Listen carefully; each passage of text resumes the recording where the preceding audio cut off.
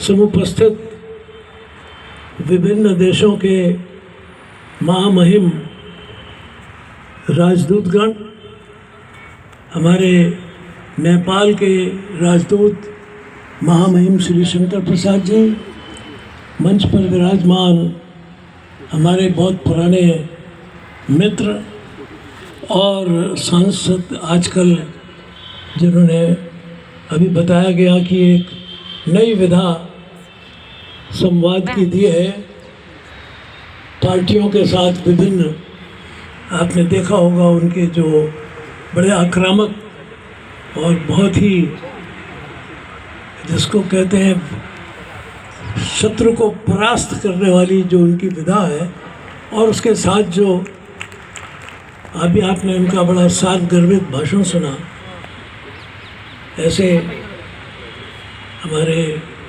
बहुत ही पुराने मित्र और भी कुछ कह सकता हूँ शिष्य तो आजकल गुरु हो गए, इसलिए वो मैं नहीं कहता हूँ।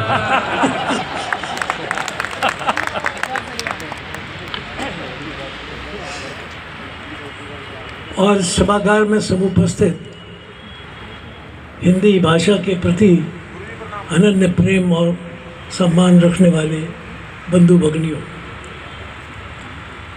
अंतिम वक्ता के लिए हमेशा ये प्रश्न रहता है कि वो क्या बोले, क्योंकि शुरू से आखिर तक जो विषय है उसका पूरा विवेचन हो चुका होता है। तो पुराने समय में तो ये कहा जाता था कि सभापति किसको बनाया जाए, वो सोच समझ के ढूंढ ढांड के लाया जाता था। तो इसके लिए कहा जाता था जो सबसे अधिक हो ढपोली बजाता, जो सबसे अधिक हो ढपोली बजाता, सबसे अधिक झूमता मुस्कराता, समझ लो कहीं से फंसाया गया है, यहाँ का सभापति बनाया गया।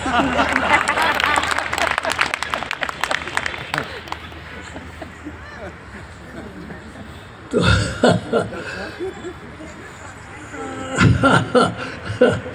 this is just I am explaining the qualification of a presiding person who has been called with the great fan and fear to preside over it. But what is the reality? The reality is that who is being pounded by moving this way, that way, as the vagabond. Not very serious, but very apt to be placed on a chair. So he is generally, you can say this way, that way. Somebody goes and brings him back. "Aap baithiye, please do preside," because there is nobody else. So and he also feels कि हमें बहुत अच्छा है, कुछ नहीं तो it is a place to enjoy and to be happy, and then also to share that I am the president, the presiding officer. So उसने कहा कि but this is not the case with me now. मैं तो फंसाया गया हूँ और ना ही कहीं से ढूंढ के लाया गया हूँ। मैं सादर आमंत्रित करके यहाँ बुलाया गया हूँ, और इसलिए बुलाया गया हूँ कि इन जैसे महानुभावों का और इन सारे सभी विदेश से प्रचारित व्यक्तियों को के साथ बैठ के आप सब लोगों का मैं यहाँ सम्मान करूँ, इनकी भाषा और इनके विचारों को सुनकर आप तक अंत में उसका कोई संक्षेप विचार रख दूँ। ये कहा गया है कि बहुत साल पहले मैंने इस कार्यक्रम के लिए शुरुआत के लिए कहा था कि हिंदी विश्व की भाषा बननी चाहिए। उसका कोई राजनीतिक कारण नहीं था। वो तो मैं जब संसद में नहीं था तब भी कहता था, और शायद मैं उन व्यक्तियों में से था अकेला जिसने भौतिकी विषय के विज्ञान के क्षेत्र में पहला शोध पत्र हिंदी में लिखा था।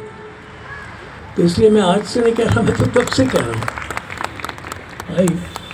I presented my first research paper in Hindi in this country, because in those days the general practice was to present papers only through English.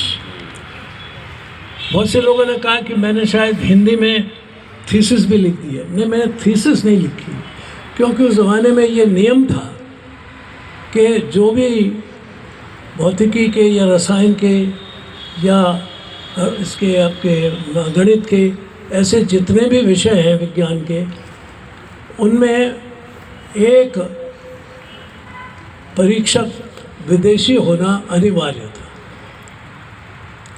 इसलिए वो तो संभव नहीं था, क्योंकि और हमारे समय में तो जब हम रिसर्च करते थे तो कई बार दोनों ही जो परीक्षक होते थे वो विदेशी हो जाते थे, क्योंकि तब तक भारत में इतनी बड़ी मात्रा में भौतिकी विज्ञान में बहुत मेधावी और बड़े प्रतिष्ठित लोग की संख्या बहुत कम थी.